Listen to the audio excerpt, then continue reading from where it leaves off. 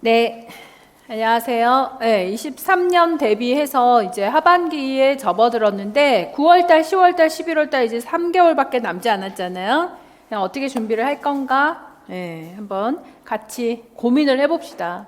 제가 이거 프린트 나눠드렸는데 이게 있으면 더 좋고, 자, 이렇게 정리를 해보니까 20, 요즘에 출제 경향이 19년도부터 확 바뀌어서 19, 20, 21, 22년도에 출제 경향을 보는 게 굉장히 중요한 것 같아요.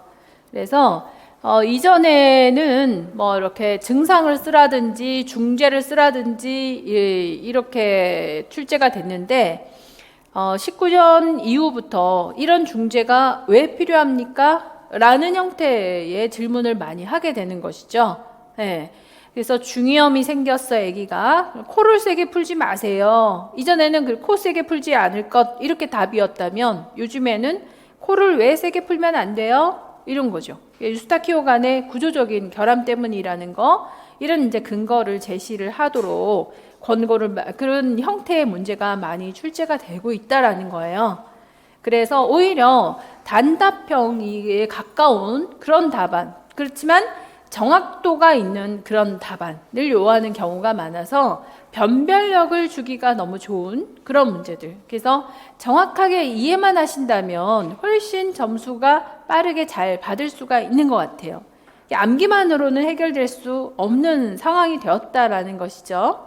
적용을 할 수 있어야 되고, 그리고 또한 표현에 있어서 이런, 그래서 정확도가 높은 답, 정확도에 의존하고 있는 정답률이 많아졌어요.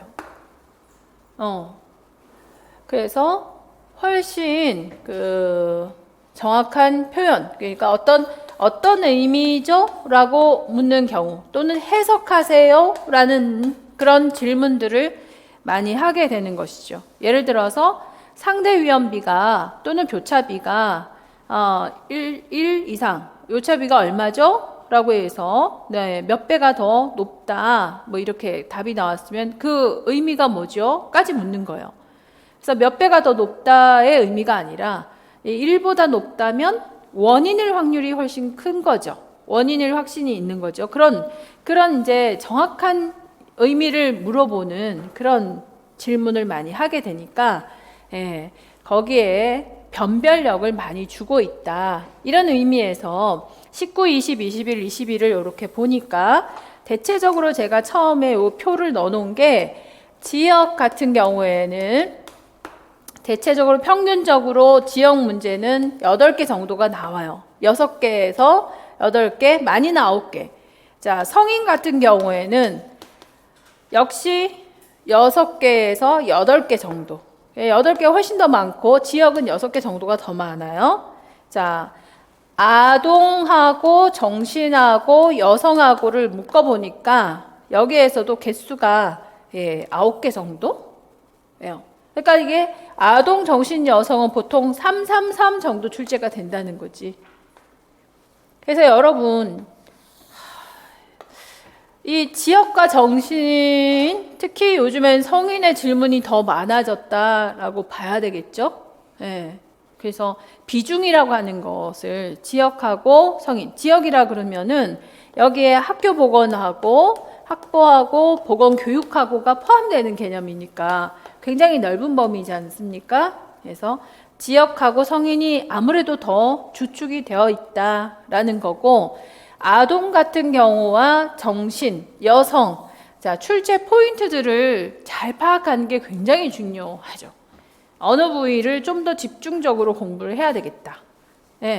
작년에 제가 품행장애 분명히 나올 거야. 건강 증진 이론을 하더라도 행위 이론에서 나올 거야 라고 해서 나머지는 싹 날려버렸지 않습니까? 딴 거 하지 말고 이것만 해라 했는데 그렇게 딱 출제가 되는 거, 그렇게 포인트를 잡아서 좀 나올 만한 거에 좀 더 몰빵을 하면 좋지. 그런 의미에서 제가 이제 9월부터 11월 달 모의고사 영역별로 갈 때 이런 포인트를 훨씬 더 많이 짚어가지고서 여러분하고 소통을 하겠죠. 그죠? 그러면 여러분들은 이 모의고사 시기이기 때문에 이 모의고사 시기에서 모의고사를 치를 때 진심으로 쳐야 돼. 진심으로. 예? 진심으로 친다는 건 뭐예요? 실제와 같은 마인드를 가지고 태도를 가지고 실제와 같은 마음으로 내가 이걸 치를 때 어떻게 표현을 할까 이런 고민을 굉장히 많이 하면서 치러줘야 효과가 있다는 것이죠. 그냥 이 문제 나왔으니까 이 답을 외워야지. 그렇게 해가지고서는 실력 발휘가 되지를 않아요. 왜냐하면 모의고사에서 중요한 건 인풋이에요, 아웃풋이에요? 아웃풋이잖아.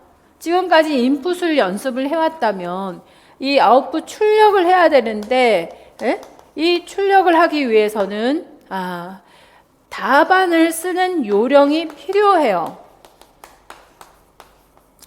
제가 그래서 그 7, 8월 달에 첨삭한 것 중에 7, 8월 달에 모범 답안을 여러분들한테 보여드릴 텐데 3개 오늘 저번 7월 모의고사에 피드백 줄게 3개 골랐거든요. 3개가 하나는 답안을 너무 잘 써서 그러니까 답안 쓰는 요령 너무 제목을 길게 쓰고 나머지 정답 쓰려고 하는데 정답 쓸 공간이 부족한 이런 경우는 난감하잖아요. 그래서 줄 안에 얼마나 답안을 다 제대로 잘 쓸 수 있을까? 너무 간단하게 쓰면 점수가 없지 않나? 그래서 막 길게 쓰는 사람도 있고 너무 길게 쓸 필요가 없지 않나? 너무 주기 추력해서 쓰는 경우들이 있어요. 그래서 그런 것들이 적절히 잘 표현된 거를 골라서 답안 쓰는 요령에 관련된 답안 출력이 얼마나 잘 되는지 한번 모범 답안을 줬고 또 하나는 채점 요령이 있죠. 이 채점을 할 때 몇 점 정도를 줘야 되느냐도 중요하지만 채점을 하면서 내 답안을 다시 한번 어느 부분에서 부족한가를 찾아서 이걸 메꿔야 되는 게 중요하단 말이에요. 왜? 모의고사의 방향성이라는 게 있잖아요. 이 모의고사의 방향성은 어디에 맞춰놨다? 이렇게 19, 20, 21, 22의 형태, 그런 기출의 형태에다가 방향성을 맞추고 출제 포인트들을 집어놨는데 그러니까 모의고사에서 깨달은 게 많고 정확하게 습득이 돼야 되는 건데 그냥 대충 답을 보고 키워드만 암기하고 이런 수준이 아니어야 된단 말이에요. 이걸 메꿔서 예를 들어서 제가 7월 달에 1번 문제를 뭘 출제를 했느냐면 체감 뭐죠? 1번 카타 냉각력. 카타 냉각력을 출제를 했잖아요. 근데 이 카타 냉각력을 열을 뺏는 힘 이렇게만 기억하는 사람들이 너무 많은 거야. 그리고는 나는 완벽하게 기억했다라고 생각하는데 이걸 다시 이렇게 채점을 하다 보면 어디까지 내가 열을 뺏는 힘이라고 했는데 이거 가지고는 좀 부족하구나. 내 인체에서 내 단위 면적에서 단위 시간당 손실되는 열량 있잖아요. 이걸 표현하는 거구나.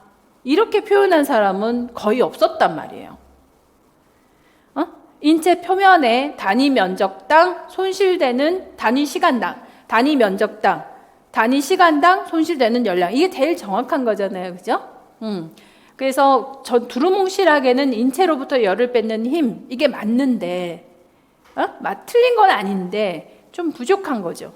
그래서 실제로 여러분들이 모의고사에 답안은 다양하게 표현을 하기 때문에 그 출제에서 답이라고 하는 거는요, 절대적이다, 상대적이다. 자, 점수라고 하는 거는 점수. 답에 따라 점수가 달라지잖아. 절대적이겠어요? 상대적이겠어? 상대적이야. 그래서 인체로부터 열을 뺏는 힘 이렇게 쓴 사람이 있는 반면에 단위 면적당, 인체의 단위 면적당, 단위 시간 안에 손실되는 열량이라고 쓴 사람 누가 더 점수를 잘 받아야 돼? 후자겠죠. 그게 기준이 되는, 그게 1.0이 되는 거죠. 그러면 열을 뺏는 힘 이렇게 쓴 사람은요? 0.7 이렇게 되는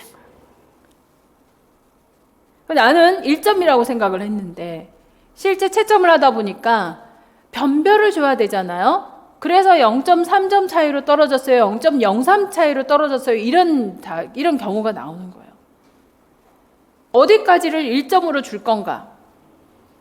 이해 가세요? 그건 알 수가 없어. 그 모집단 있죠? 모집단이 얼마나 잘 썼냐에 따라서야.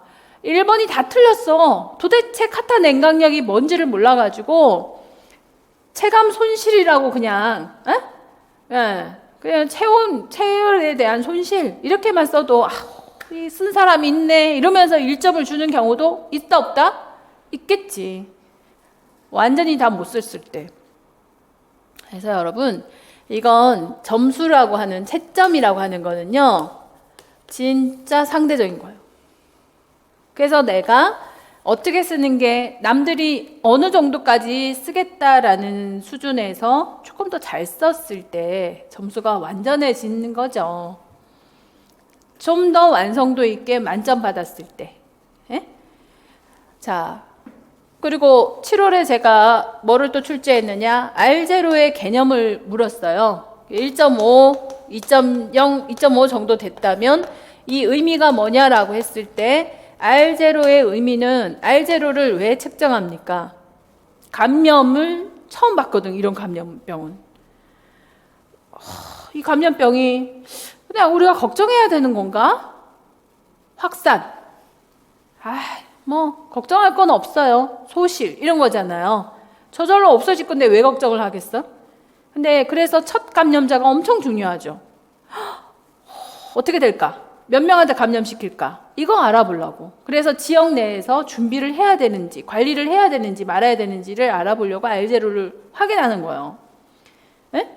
그러니까 이 1.5가 넘어갔다는 의미는 뭐냐라고 묻는 거는 앞으로 대응을 해야 될까 말아야 될까를 결정하는 기준이 되는 거죠. 근데 뭐라고 답을 했어? 절반이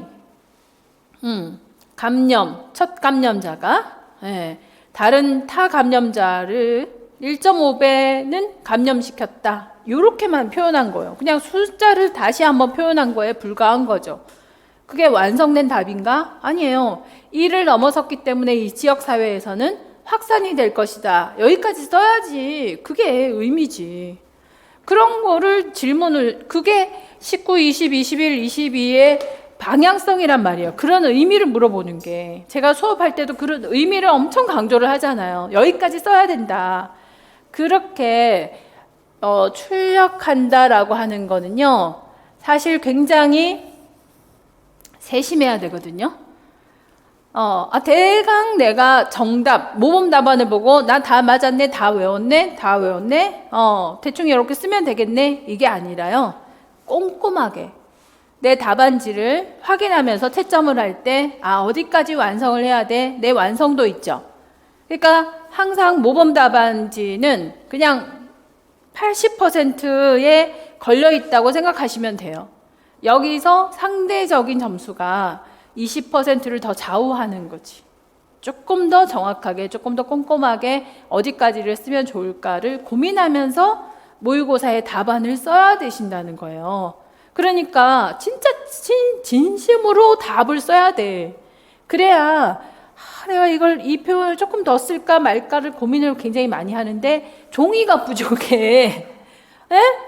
시작부터 종이가 부족하면 어떡해. 그걸 다시 쓸 거예요? 답안지 한 장 더 주세요 할 수는 없잖아요. 어떡하겠니? 아니 꽉 채워서 내가 문제 잘못 봤어. 그래서 다른 방향으로 다 써서 꽉 채웠는데 나중에 보니까 문제를 잘못 봤네? 답이 딴 거네? 어떻게 해야 돼? 그런 상황이 생길 수도 있어요, 없어요?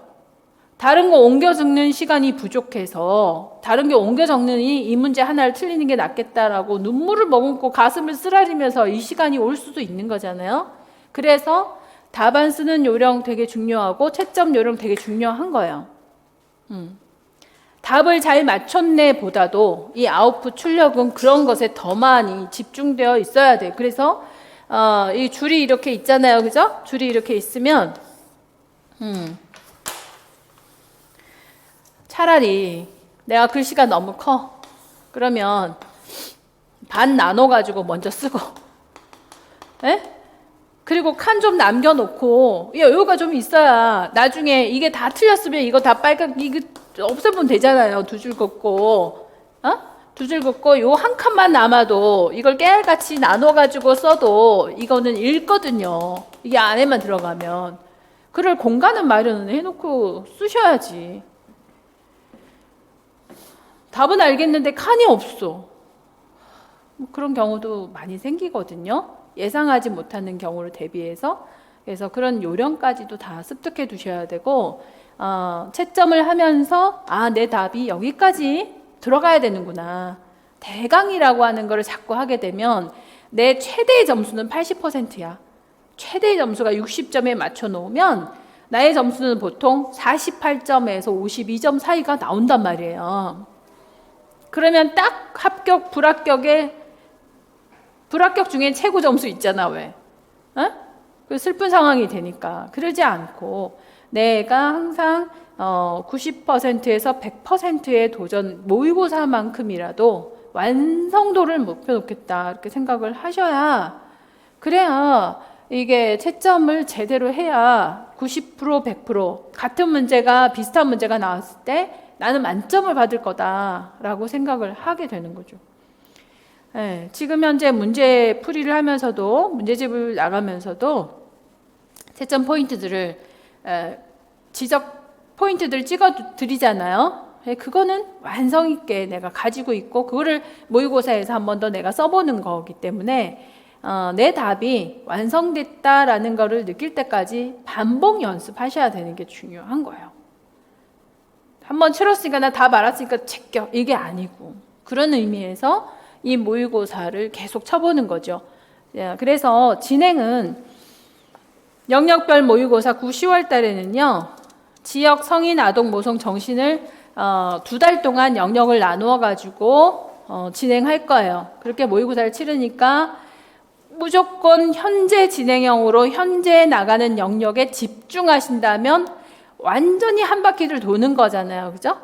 그리고 비포 용지에다가 제가 전체적으로 볼 수 있게 그 테마 노트를 만들어 드릴 거예요. 그래서 그거 보시면서 요점 정리한 거 또 눈에 자꾸 익숙하게 만들어 놔야 되니까 익숙하게 만들어 눈에 눈도장 찍으시고, 모의고사 영역별로 나갈 때 내가 아직 다 완성하지 못했어요. 다 괜찮아. 그래, 지금 현재 ING 하는 영역에 최선을 다해가지고 집중해서 완성하시도록, 그런 준비를 하셔야 되고요. 11월 달에는 그냥 교육학하고 간호학하고 다 같이 전공하고 같이 칠 거거든요. 3회 모의고사에 매번 교육학이 들어가요. 그래서 실제 9시부터 시작을 해가지고 실제 시간하고 똑같이 드릴 테니까 그 시간 안에 익숙하게 만들어서 실제 시험과 같은 환경으로 시험을 보시라는 얘기죠. 그리고는 약간의 그 법령이라든가 요즘에 이슈라든가 하는 거 있잖아요. 최종 점검에서 이슈 정리, 법령 정리 이런 거 해드리면서 마무리하실 겁니다. 그래서 모의고사에 내가 문제 답을 알려고 모의고사를 치른다가 아니라 내가 진심으로 어느 만큼 표현할 수 있는가, 어느 정도로 표현을 해서 자꾸, 그러니까 이런 기준이 있으셔야 되는 거죠. 내가 알고 있는 건 4점 만점을 받겠다, 이런 마음으로 시험을 치르시면 되는 거예요. 모르는 건, 익숙하지 않은 건 하면 되잖아요. 그죠? 그렇지만 알고 있는 걸 완성도가 떨어진다는 게 더 습관이에요. 그건 고칠 수도 없어. 거기에 도전을 하셨으면 좋겠다. 알고 있는 걸 만점 받자 라는 마인드를 갖고 최선을 다해서 모의고사를 치러주시기 바래요. 아시겠습니까?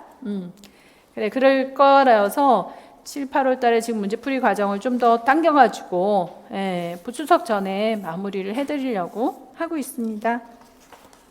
진도는 여기 프린트에 나와 있으니까 이런 진행대로 거의 똑같이 나갈 거니까요.